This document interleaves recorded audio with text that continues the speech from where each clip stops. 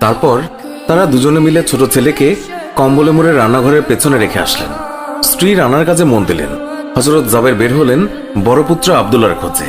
বাড়ির পেছনে গিয়ে ছেলের নাম ধরে জোরে ডাক দিলেন। গাছের উপর আত্মগোপন করে বড় ছেলে সব ঘটনা প্রত্যক্ষ করছিল আর ভয়ে কাঁপছিল।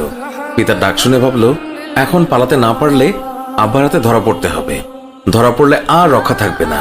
পালানোর উদ্দেশ্যে গাছ থেকে লাফিয়ে পড়ে আঘাতপ্রাপ্ত হয়ে সেও মৃত্যুর কোলে ঢলে পড়ল। পিতা কাছে গিয়ে দেখেন আব্দুল্লাহর দেহে প্রাণের স্পন্দন নেই। বড় ছেলেকে কোলে তুলে তিনি বাড়ির ভেতরে আসলেন। স্ত্রীকে বললেন আরেকটি কম্বল নিয়ে আসার জন্য। বড় ছেলের এই অবস্থা দেখে দরদিমা পুনরায় আর্তনাদ করে উঠলেন। স্বামী তাকে পুনরায় সান্ত্বনা দিয়ে বললেন, ধৈর্য ধরো, আজ আমাদের দুঃখ প্রকাশের দিন নয়, আজ আমাদের পরম আনন্দের দিন। দয়াল নবীজি অল্প কিছুক্ষণের মধ্যেই আমাদের ঘরে তাশরিফ রাখবেন।